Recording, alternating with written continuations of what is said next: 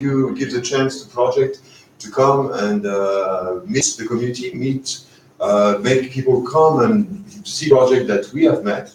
And so Blockchain Thursday is simply a meetup for people to discover project, to discuss with entrepreneurs, with founders, and to create a space for exchange for the community to actually gather, and we want this community to grow the right way. So we are all basically, who are we? We are all someone here. We share things in common. If I tell you crypto, you all came for the blockchain. You all came because it's called Blockchain Thursday, and you all came, maybe we are enthusiasts.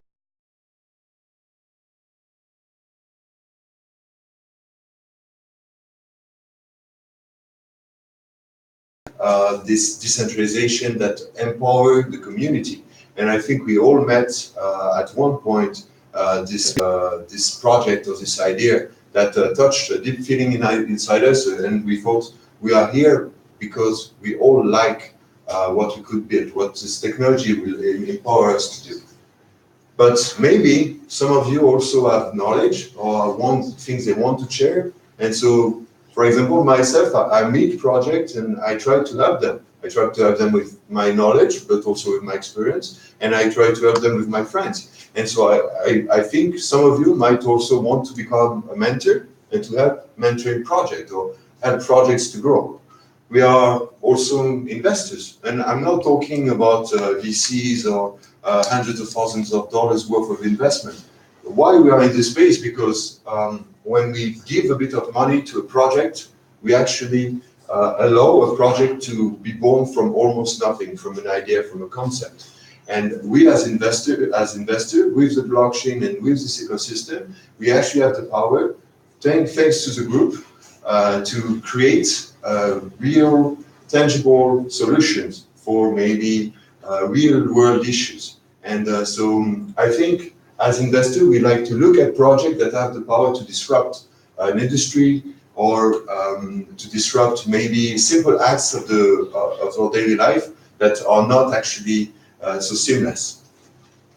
And maybe also founders. So here today we have 3 startups. So we have Quidli, we have Toquity, and we have Arianee. Those 3 projects are here, and they come to meet someone. They come to discuss with the community. Maybe they come to meet investors, but I don't think they're only here for that. And why am I talking about all that? Because what I'm trying to do right now is try to ask this simple question: what do we need? And so I'm not going to talk more. What do you think? What do we need? What do you think the space today need? For example, myself, when I look, I have really hard time finding not only an interesting project, but a project that is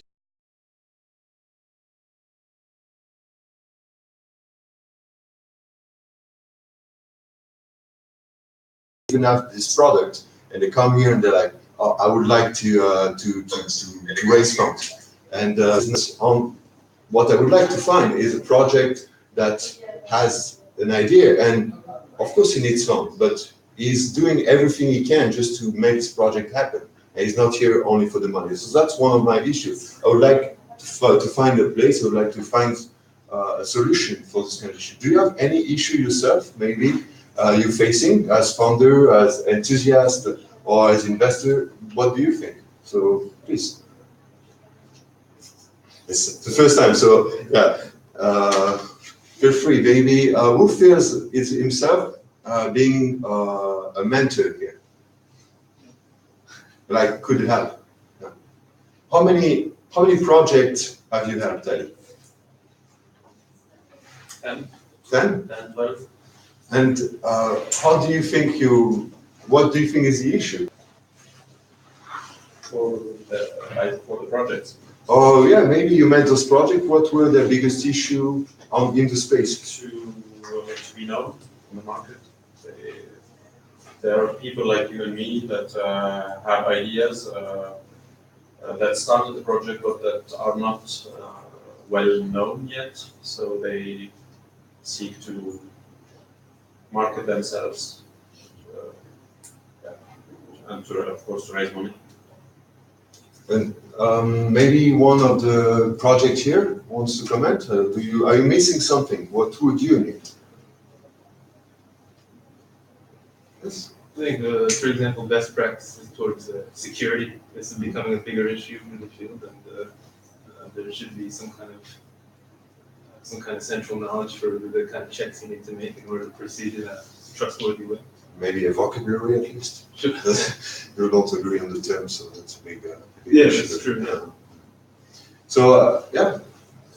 Yeah, maybe also some information about really how ICO registration works, and also, if ICO is registered at the same place as the company, etc. Understanding exactly how this works, because for a lot of ICOs, they in general don't register in the country they are based. Let's say French ICO will go to, I don't know, Gibraltar or places like that to register. And the question is the company also doing the same thing? How does it work? It's kind of even as from our point of view as a community, when we look at the product, we don't know what that's doing. Exactly. It's interesting.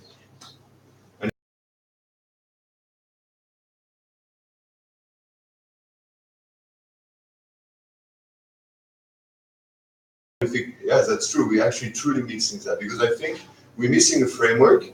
We're missing a place that is authorizing people to actually exchange information, discuss about subject, and that's what we're trying to build. So we're trying to build something. It's in the wheels. We've been working on it really hard for a while now.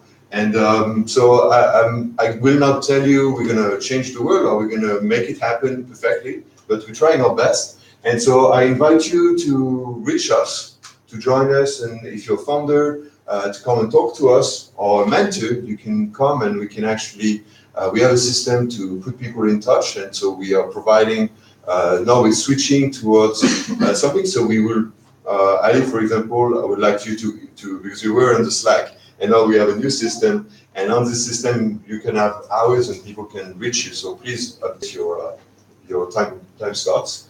And as an ambassador, if you feel like we have, for example, dev meetups happening, and anyone who has a proposal wants to share some kind of knowledge or expertise, experience, this place is basically a place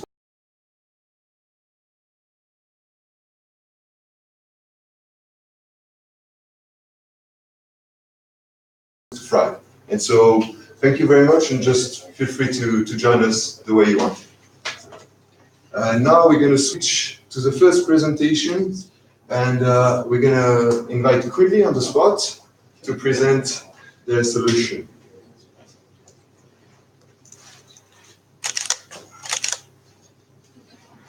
Hi. See you soon.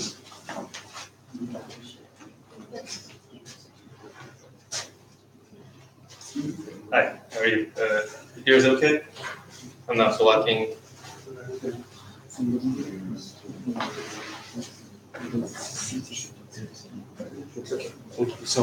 problem.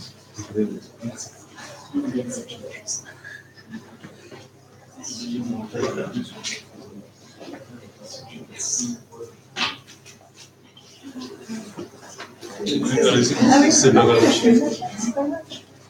Tout va bien. Merci. Merci beaucoup. Hi, my name is Justin. I'm with Quidli. So since most of the people here, you're quite familiar with the startup ecosystem, so I'll just dive right in. So if you're building businesses, you're usually faced with the challenge of creating value and driving growth. And sharing ideas, having ideas, sharing ideas is very easy today. It's not difficult. New initiatives and ventures are developed very easily today, every day. But the problem is the majority of the new ventures fail within their first 3 years. This is largely because of lack of money. Whether you're being bootstrapped or you have a bit of startup capital in the beginning, all startups kind of reach a point of the valley of death where you're kind of faced between choosing cash and acceleration. So obviously it's critical that funding, obviously it's very clear that funding is critical. Funding is key. So what if you could pay in equity instead of cash, save that cash instead? And so this isn't a very unique concept. Many companies actually are applying this today in their compensation practices. For example, one of the most famous is Hyperloop Transportation Technologies. They do the 1 share per hour system. And so these guys are building the companies of tomorrow. However, one kind of challenge in this process is that the equity sharing process is filled with friction, both financial friction, legal friction, and so these are kind of bottlenecks in the processes for companies that are trying to implement this process. It's so difficult that even the aforementioned companies like Hyperloop, it's not without friction, and it's a large pain for them. And so this process is usually reserved normally for executive level talent, or for startups, it's arbitrarily done at the beginning, where kind of between founders, you're like, oh, I get 50%, you get 20%. You make up some kind of sharing structure, and later you kind of regret it when no one does the work. And so we're introducing Quidli, a tool that allows you to split equity and distribute it as necessary when you need it in a click. Basically, we put ownership structures of businesses onto the blockchain. Where we can add with better computation, with automation, we make equity liquid. And with that liquidity, we bring flexibility, which allows you to use equity in the compensation-based use cases that you need to build your company the way you want to build it. And so we think our value proposition is very strong, and our early partners and clients agree, and that's why they're working with us today. As aforementioned, the blockchain properties are really what allows Quidli to become the product that it is today. It brings transparency. It allows a process with a lot of transactions and between a lot of different stakeholders. It brings a trustless process that lets you share equity the way you need it, to build the company that you need to. In fact, this is in line with the way a lot of young people view work today, in fact. For young people, the idea is that they want to work on their own terms. This is in spite of the fact that 3.3 billion people in the world today are working as employees. They work for other people. They want jobs that give them fulfillment, that make them feel like they're really contributing as doers. This is in spite of the fact that 13.6 million new businesses, startups, are being built every year that could use their competencies and skill sets, but there's just no way to connect them. People just don't want to be chained to one project. I think in the US alone, more than half of the young people are taking on side hustles. They're doing kind of freelance projects to pursue kind of the passion they need, the passions they believe in on the side. And in fact,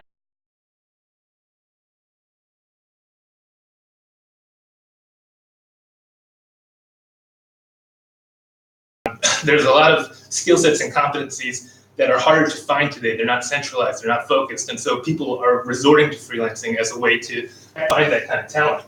And so we think Quidli is a way that both sides of the table can work on the terms that they want. Owners becoming doers, and companies incentivizing people in a way that they're more than just labor, that they're also equal partners. Today, our core team is composed of 4 people. We all have various backgrounds and tech company experiences. We manage the kind of day-to-day directions, the day-to-day operations. Additionally, in the past 5 months, we've hired 12 additional employees that kind of work on a volunteer basis. Basically, we practice what we preach. Everyone works 100% on equity. So at Quidli, despite the fact that we're a team of 16, we work with a burn rate a fraction of what we should be working at, because we don't have to spend money on paying people salaries up front. Additionally, we recently signed 2 new advisors, Federico Pistono, he's the head of blockchain at Hyperloop Transportation Technologies, and also Mike Moyer, he's the founder of Slicing Pie. This is, for those of you that don't know, one of the quintessential equity as compensation tools that startups can use to build their businesses when they're bootstrapping at the beginning.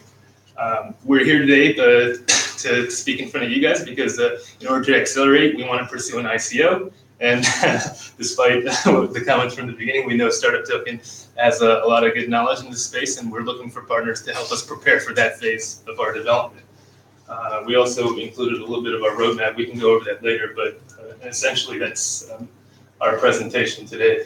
Thank you for listening to me, and if you have any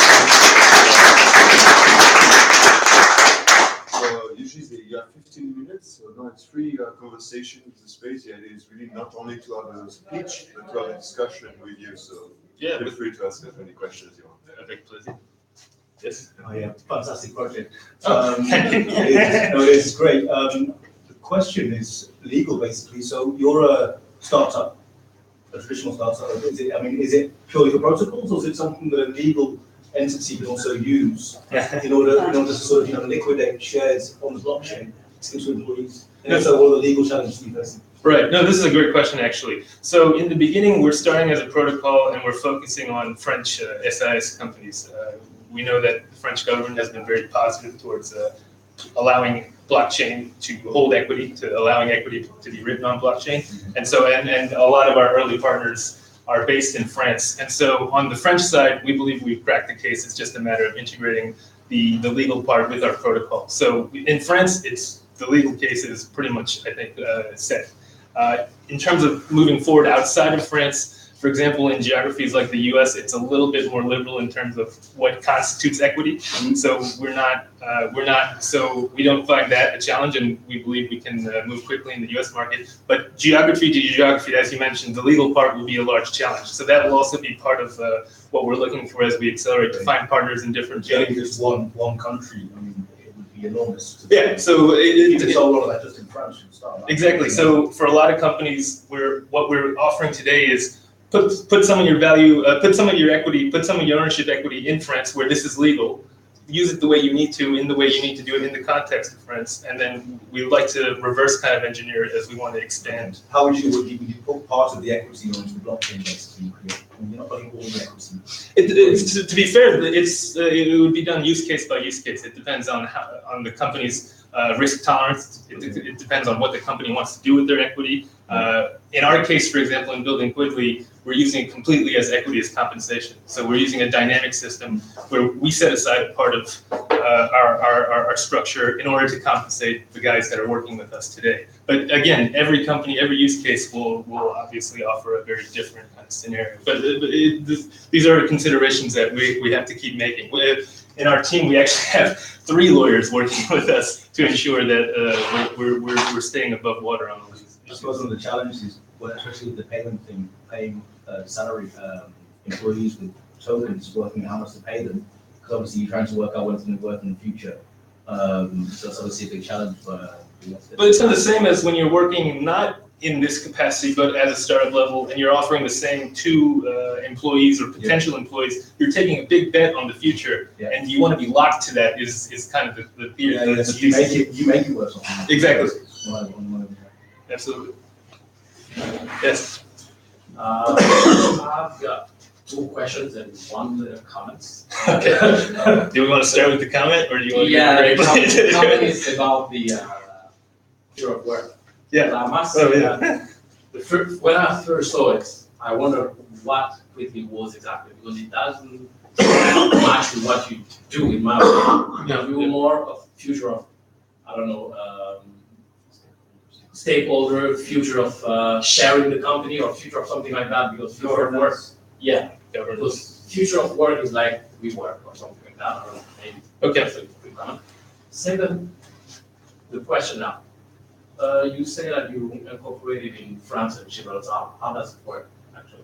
So in terms of operations, in terms of what our day-to-day and that kind of management, that's being taken care of in our local entity. For Gibraltar, it's purely for the ICO purposes, similar to kind of how like Ethereum, I guess, did it in Switzerland with their Ethereum, the fundraising vehicle versus Ethereum, the foundation, where they actually do the working activities. And the last question is about what you do exactly, because let's imagine you face some company that do not want to share their equity with employees. Sure. Do you propose something else, such as like simple tokens, not equity to something else?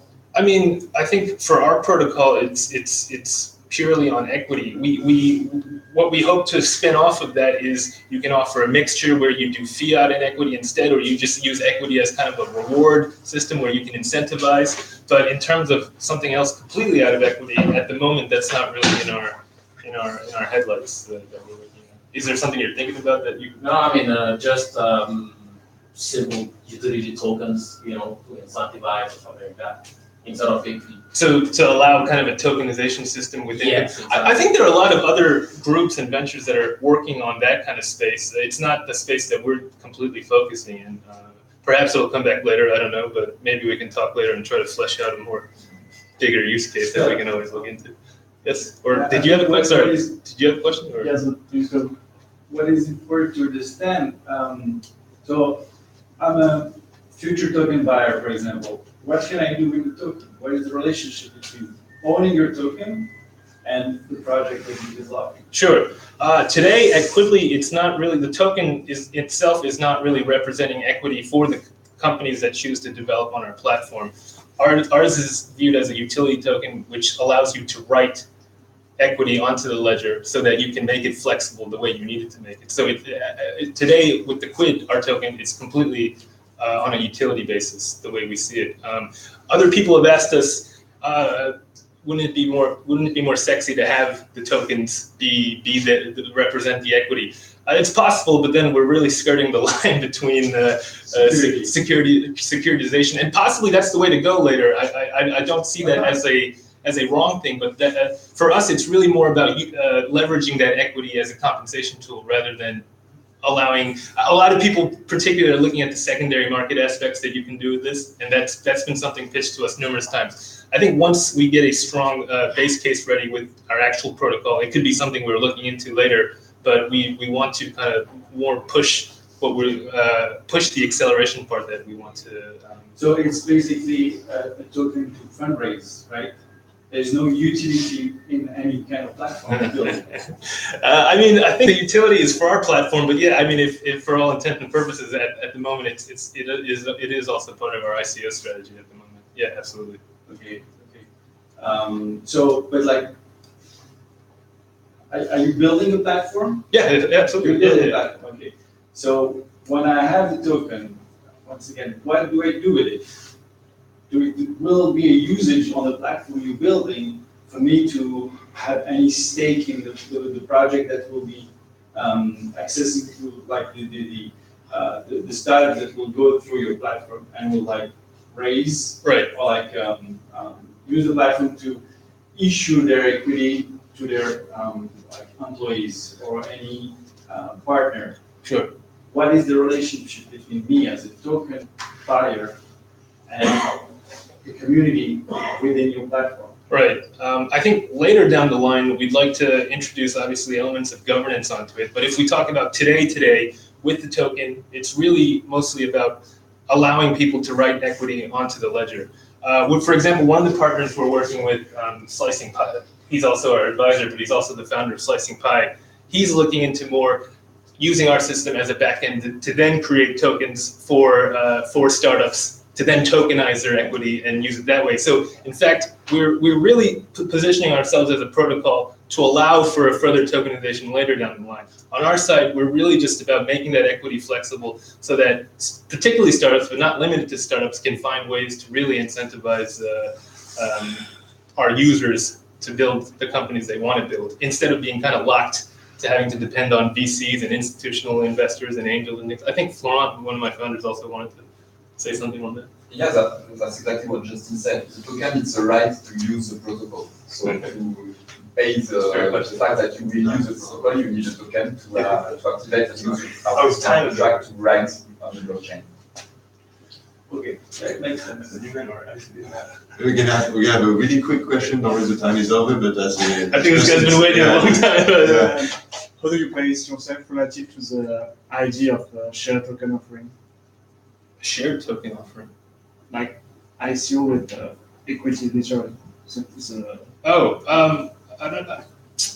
I don't know if we can really answer on that. So, I mean, it's still a bit of a. If you're asking me personally, not as a part of Quidli, it seems like there's a movement to really legitimize the securitization part of the tokens. I think long term, that's probably the more legitimate way to go going forward in this space. Today, like I was mentioning before, that's really not the space we want to play in, honestly. For us, it's really about allowing the flexibility for companies to do what they want. I mean, token or not, you still need to, companies still need to grow, right? And companies still need to accelerate. I don't think selling security tokens or utility tokens is going to make that any different. But in terms of how, I'm not sure really how to answer that question. I'm not sure how we should be positioning in that space. Can I take one more? Or No, that's all right. Sorry. Thank you very much. We can talk. Otherwise, if everyone has time, there will be networking afterwards. After this event, we open the terrace over there. So feel free to talk with the founders. And we welcome Arianee right now. Thank you. It's a pleasure. Thank you. Hi, really happy to be here tonight. So the way Arianee started is that we really we saw that IoT was really changing a lot of things in the world, where a bunch of objects were connected to the internet and allowed, of course, the object to collect data, share this data, and of course leverage this data. Unfortunately, a lot of objects, some of the most valuable objects we own, are not connected yet and probably won't be for a really long time. So the goal of Arianee is really to create a universal, if this thing works, no, goes here. The goal of Arianee is to create digital identity for every single valuable object in the world.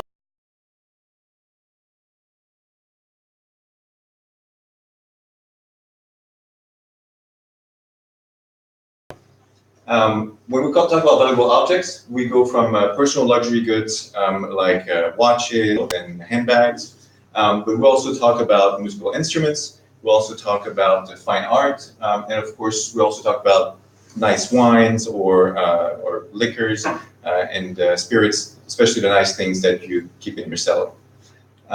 So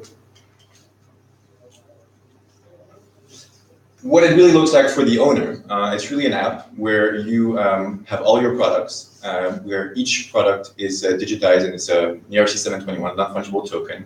It's like a passport for your product that helps you answer 3 basic questions. First, is the product authentic?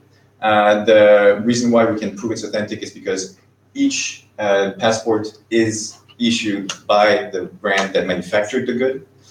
Second, it proves whether the product was stolen or not. It's a proof of ownership. So if you have this, if you have the private key for this product on your app, then you can prove that you actually own the product, and you can mark it if it was stolen. And if you're reselling the product, you have to transfer the digital passport with it to the next owner. And third is it gives you history about what happened to the product. So you can record some actors can record events on the passport. Like if you have a watch, for instance, you're supposed to revise it every 2 years, bring it to get serviced, and it costs a few $100 to do. So not a lot of people do it, but your watch is much more valuable if you've actually done this regular upkeep of your product. That's completely free for owners. It's really like a nice app where you have all your products and all this history. On the other end, though, we talk with a lot of brands, and brands are really interested in this for a completely different reason. I mean, they're really interested in digitizing certificates of authenticity. Right now, it's just a piece of paper. But even more than that, what they're really interested in is keeping in touch with the current owner of a product. So what this allows here is for brands to always be able to, when they issue a certificate, they keep a communication line with the current owner with the certificate, and so to the current owner of the certificate on its cell phone. And this communication is completely anonymous, and it's exclusive to the brand. So with this, the brand can know that they can always send a message directly to the current owner of the product. It's a perfectly targeted communication. So with this, they can send a reminder to get your bring your product back to the store, to get it serviced. They can send you an invitation to an exclusive event because they know that you actually own one of their products. That's where the tokenomics really comes in. Our utility token is meant for brands to pay for issuing those tokens on the blockchain, and on the other hand, to send those messages. So it's like a small fee, like for text messages. And then beyond that, there's of course the possibility of creating an entire ecosystem for service providers. So we're already talking with insurance companies who are really interested in using this using Arianee to provide insurance quotes with just one click. With just one click, you'd say, hey, here's the proof that I actually own all those products, that they're real products, and the insurance company wouldn't have to check whether all your products are real or not. There are also some interesting things with stamp markets who would like to have this stamp to prove that people actually own the product that they're trying to sell on the platform, and to prove that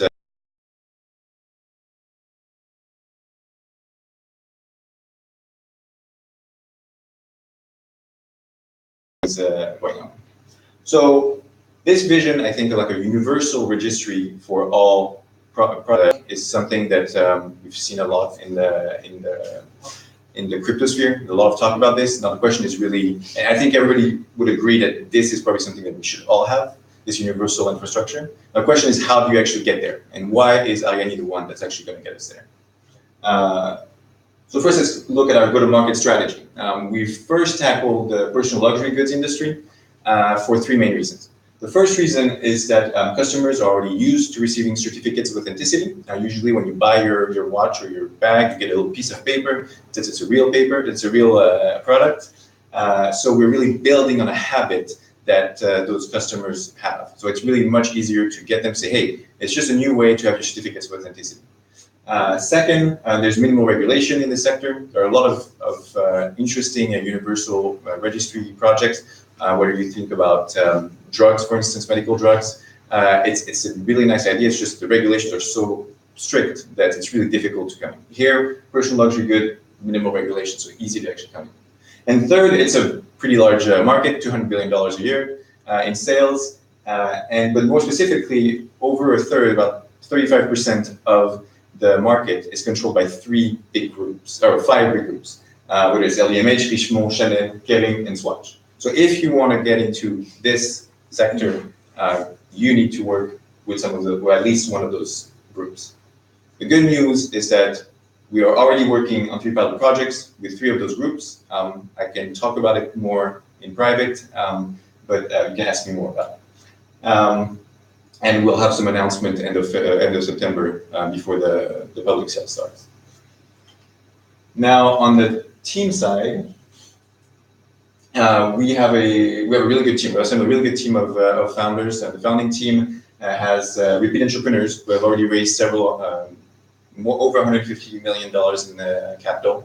Up there, you see Christian and Alex, who were the 2 co-founders, former co-founders of Vestiaire Collective, which is one of the largest second-hand marketplace for luxury goods. Alex is our CTO and Chris is our COO. You have Frédéric Montagnon and Julien Romanetto, who are the co-founders of Overblog and Teads, which are companies in the ad tech sector, which sold for over $300 million. And then on the luxury industry side, we have deep expertise as well, with Jean-Marc Belaïch at the bottom right, who was the former SVP of Tiffany's, Emmanuel here, that was at Omega, and Grégory Pouilly, who's a famous influencer in the luxury industry here. But we've also managed to get a really good industry board to get some advisors from the actual industry. We've managed to get people from Balenciaga, Vacheron Constantin, Moët & to help us build our project. And also on the more third-party service provider ecosystem, we've got people from Christie's and AXA Art, so on the expert appraisal and on the insurance side. On the technical side, we've also managed to get technical board advisors that have both experience in the blockchain sector. So Geneviève Bocobza, the lead developer of Stratis, which is one of the top 30, I think, now, valuation in crypto. We have Entriken, who's the lead author of ERC 721, non-fungible token standard, which is something that's at the core of what we're doing, because all of those passports are built on top of an NFT. For those of you not familiar with ERC 721 or NFTs are, it's the same thing that was used by Quidli, through the technology behind CryptoKitties.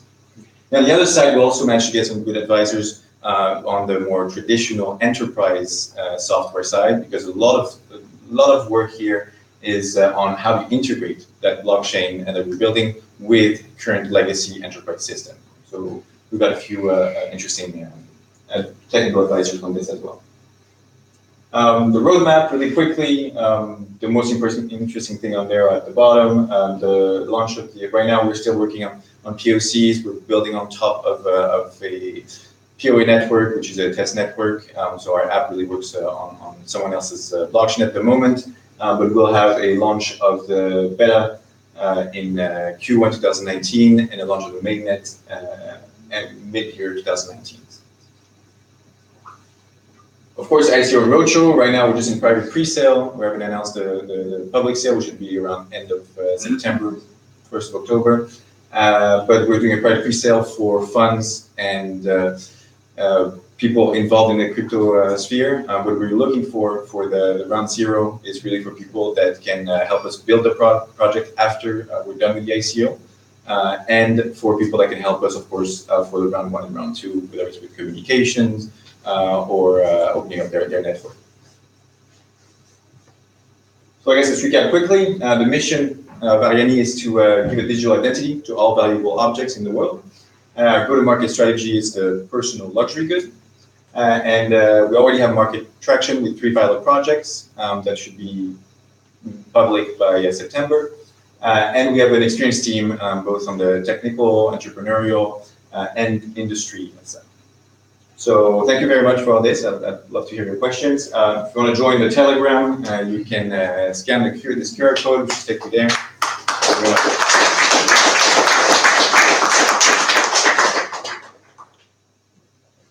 Right, we have questions. One question. What is the ARIA for? What's our utility token? Maybe what's your name? My name, sorry, I didn't present myself. What is Arianee for? Yeah. So Arianee is from Ariane, or Arianee in English, which is the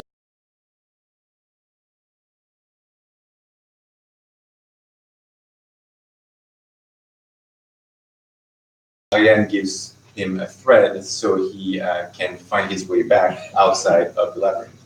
The entire idea is that we use we build a thread so brands can keep in touch with the current owner of a product. So that's the entire idea behind Arianee. So, of course. So, is it entirely contingent on the current owner or whoever possesses the product to do the update? Yeah. So really, the important thing here is to create an app that enough value for owners to transfer from one wallet to the other the passport. And so that's why you're paying on something. So on the other side, you need brands, you need the owners to actually want to pass this information. And of course, volunteer. They of course have the choice to say, no, I don't want any communication, but at least to be able to volunteer, say, hey, yeah, I still understand. So it's about really incentivizing the owners as well to get involved. Yeah. Sure. Okay. So what's going to be the use of the token? So the token is really right now for the Transfer. Yeah, for what we're building right now. No, the transfer actually of the passport is completely free for owners. We're trying to create something that's completely free for owners. On the other side, for brands though, they're ready to pay for.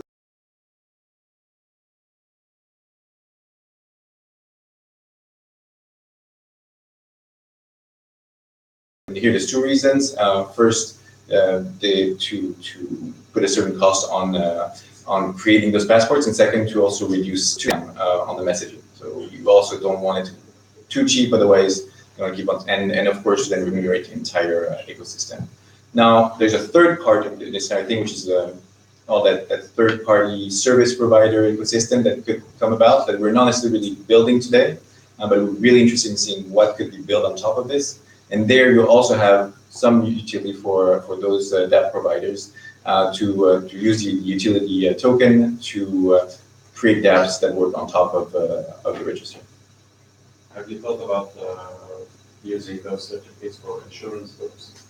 So that's what we're talking for with AXA Art, for instance. That's what we're working with on them being able to check to have a quick way to prove that you actually own a product and that it's a real product. It's not stolen, of course.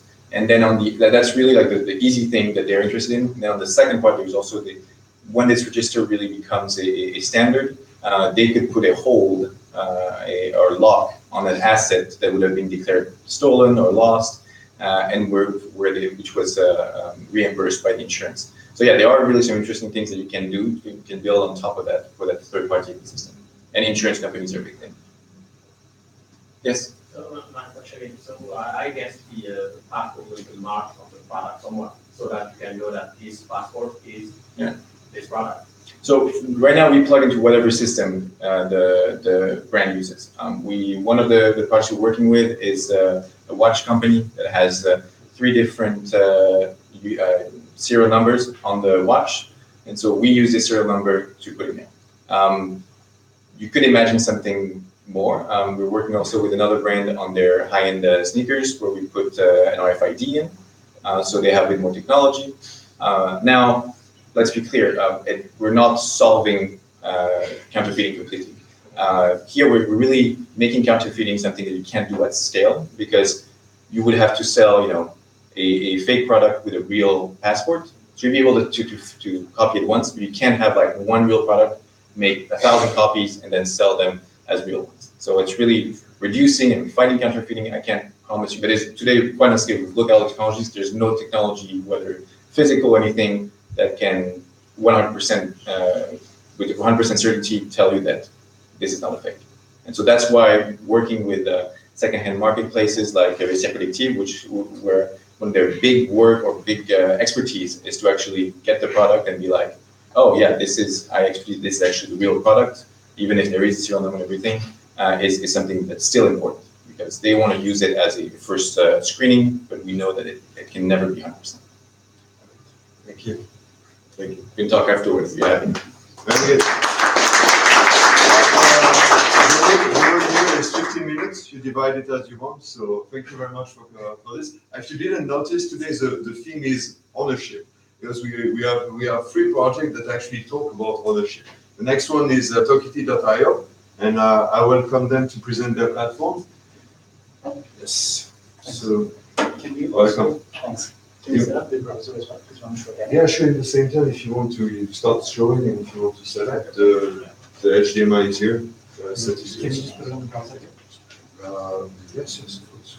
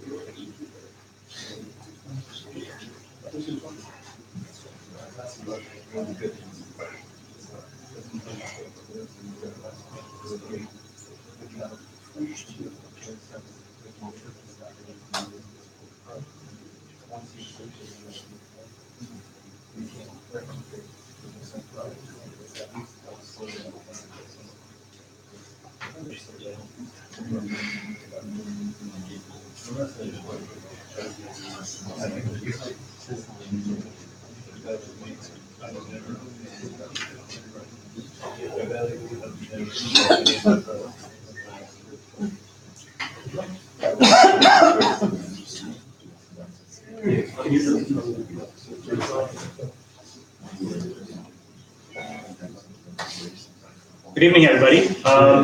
Like he said, the theme is fun. The theme is ownership. So we're going to talk to you about equity ownership and our idea, Toquity. The aim is to make entrepreneurs' lives easier. We quickly walk you through a presentation, explain the general concept, give you an idea about the product, and open it up for questions. So the problem today for entrepreneurs and investors alike is that fundraising, whether it be equity, ICOs, or any other complicated form of fundraising that you may imagine, is very complicated to do, legally, administratively, as well as handling the paperwork. You have to deal with cap tables, lawyers, manage manager cap tables on Excel, deal with the government, deal with regulatory bodies, and so on. So handling equity, doing term sheets, dealing with the investors, post-negotiation is absolutely unnecessary from an entrepreneur's perspective. Once you've decided that you want to raise funds in this way, and you've agreed with your investors, you should no longer have to do anything else. And that's our vision. So the problem with equity today is that it's very opaque. So you literally, in France at least, have a book where you record who owns how much of your company and what transactions have been made. And then you reconcile this to figure out what your capital structure of your company is. All of this is dealt with by a lawyer, which means you pay him a bunch of money. And most importantly, it's manual, and all of these entries tend to have errors. And sometimes these errors are so big that you may be forced to reincorporate your company or go through a lot of legal hassles to fix some of the errors. So our solution is essentially to record equity on a blockchain. What this does is it allows for all parties, including entrepreneurs as well as investors, to have access to this equity. It is affordable because now you no longer have to deal with lawyers, because another important piece that we deal with is the education piece. It's seamless, of course, because, for example, let's say you've done a convertible note as an entrepreneur with an investor. You've agreed to a convertible note, you've agreed to the terms. You then go out to a lawyer, get these terms drafted, have the government issue the equity, register with the government, manage your cap table, send out your investors updates on the cap table, and then redo this entire process when you raise the next round, because it's a convertible note. So the next round, you're going to have to redo the processes for the old round. So we take all that away for the second part, which is automating the legal terms by putting them into smart contracts. So essentially, we are a platform with investors and entrepreneurs, not a marketplace, a platform where you can handle both your administrative as well as your legal tasks for any sort of fundraising that you might need to do, whether it be equity, whether it be ICO, security tokens, or whatnot. So very quickly, we'll walk you through a demo of what we have to help you understand what we're talking about. Yeah, looking at the company side of the platform really quick. So your homepage.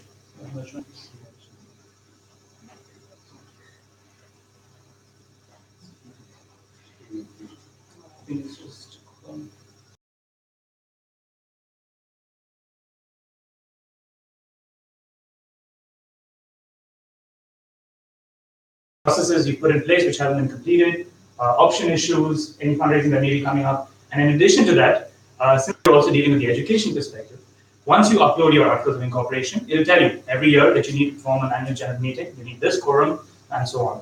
All of these details you don't really know as an entrepreneur, and it's a pain to keep a track of. So you put it in a simple update section where you can deal with it. The cap table is the next part, of course. And so we break down all the transactions that you've done in your company into these things called rounds. It doesn't have to be a traditional fundraising round. It's essentially a group of transactions. In this case, one group of transactions is the fact that the company's been formed and that money has been invested. Second group is a fundraising round, and so on. Now, each of these have a click-through view of your timeline of your cap table, so you can click on that and look at it. Let's look at the seed round, for example. Once the seed round has been completed, this is what your cap table looks like. Traditionally, this is a piece of paper which you have to reconcile. This is now a full interactive view of what equity you possess, what rounds people have participated in, as well as quasi-equity, such as convertibles. And this can be expanded to include things like ICOs, security tokens, and so on. And of course, all of them have click-through details to show you the details of the transaction. And all of this is on-chain. This is essentially a GUI which is built on, so to help you interact with your cap table. The second part of it is the funding section. And this is where we really help entrepreneurs do funding. So this is a depiction of a traditional, let's say, VC funding round. You don't know what you need to do as an entrepreneur. All you do is come click on new funding round, and it outlines for you all the steps that you need to process to finish this funding round in accordance with the law. So the first step is, of course, documentation. And essentially what you can do is you can pick from one of our predefined smart contract template term sheets, or you can create your own. And then you can customize each of these documents with your details and with explanations of exactly what they mean in English or French or whatever language you're comfortable with. Understand these terms fully. You don't need to have an expert opinion on this, although you could choose to. And then once you're done with this, continue, and your investor gets these details, and you proceed through all of these steps in a legal fashion, including simulations and tracking and so on. So that's a brief overview from the company side. Let's take a look from the investor side. When I say investor, I'd like to imagine someone like an angel investor who's made a bunch of investments, who doesn't really have a team to do portfolio management, to keep a track of their investments and so on. So they have a similar homepage. What's important is the portfolio section. If you're an angel investor, you don't want to have to dig through a bunch of files to figure out what's happening with your company. You don't have to send an email to a founder saying, hey, where's your financial statements this quarter? All of that is automatically taken care of because you've signed these smart contracts on the platform. So let's say this investor is invested in these 4 companies. They can very clearly see what amount they've invested, the ownership and investment, what structures they've invested in, what the current valuation is based on estimates that the company or they themselves might have updated, and a bunch of other details, including things like an action required. So in this company, Blackstone, this investor now has a preemptive right, which means that the founder has gone out and tried to raise new funding round. This requires all the previous investors to be notified, and this particular investor has the right to co-invest. Now, traditionally, you would have to call the investor out, send them a bunch of documents, have the lawyers verify. Here, you know you have preemptive rights, you can click on it and act on it directly. If you break down each of the companies that you've invested in, you can get a snapshot of the company, the estimates of current value, your return, and so on.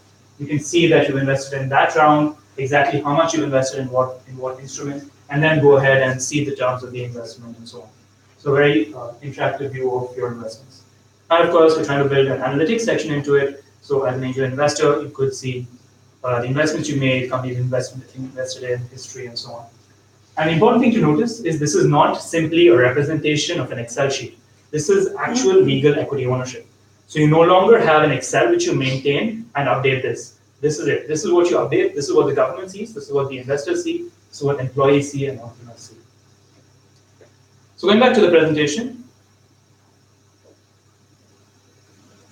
So our vision is to create a platform for founders and investors to connect and create custom investment structures such as security tokens or traditional equity, as I've explained, with full transparency and at the same time requiring minimal human intervention.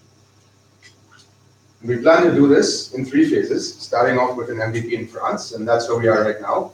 We're currently building a platform.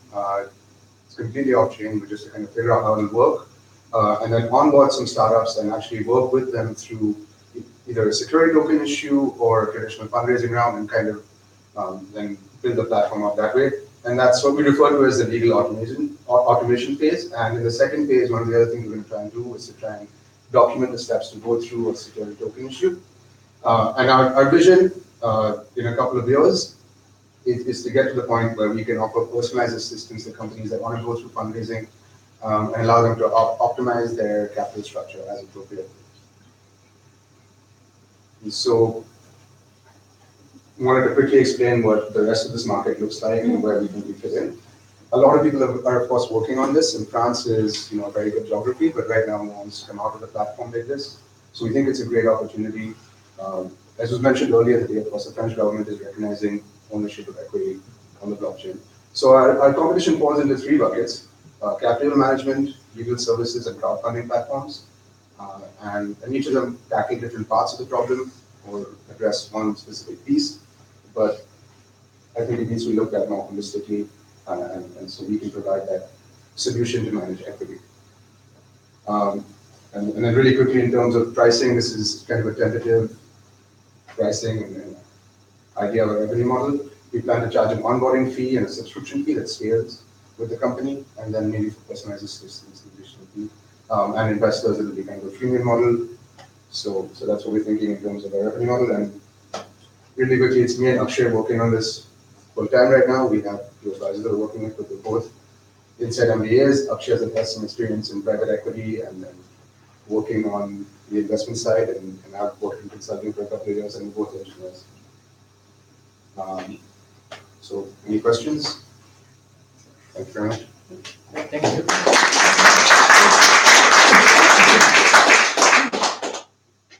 Same question to our friends from before, but more specifically, I'm a startup. Yeah. Can I use this now? You can't use this today. Hopefully you can use this in 3 months. But you have to wait for the fact that the French government hasn't technically released an ordinance. Yeah. They've come out with a, what is the word for it? They've come out with this statute, I believe, but the specifications of the ordinance are expected to come out in September, but probably most likely by the end of the year. But that's why it's one of the 2 places where there's something right now. Are you looking to raise funds? So right now we're developing the MVP. We're going to be done in about 2 or 3 months. And we weren't looking to raise funds for the MVP phase because we were developers, we're developing it right now.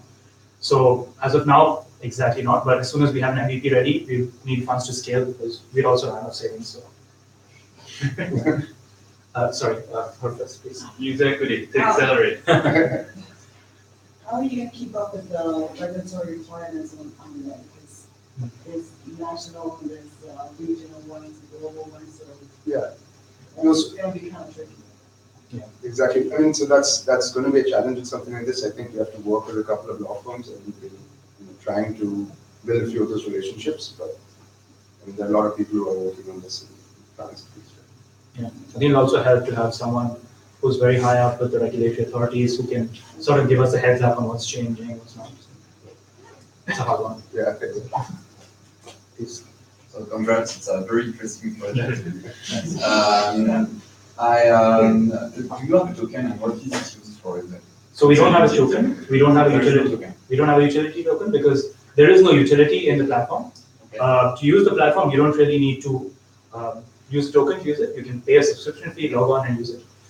We don't have we're not a marketplace, which means you're not using it to meet people. That's not it. But kind of looking a little bit longer term with security tokens, our vision is to create some kind of token that each company would kind of issue, and then we will help them walk them through steps to release it as a ERC20 compliant token. Yeah, that's for the So customers. that's how, yeah, there'll be no token or no token sales for us. You have no plan of creating your own token? No. Big question, but where are you based exactly? You are in France right now? Yeah. So we both went to business school in NCR. Yeah, So you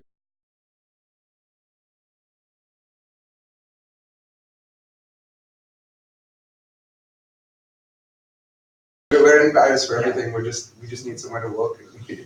That's it. Maybe not for long. Yeah. So yeah, thank you very much for Thank you. coming. Now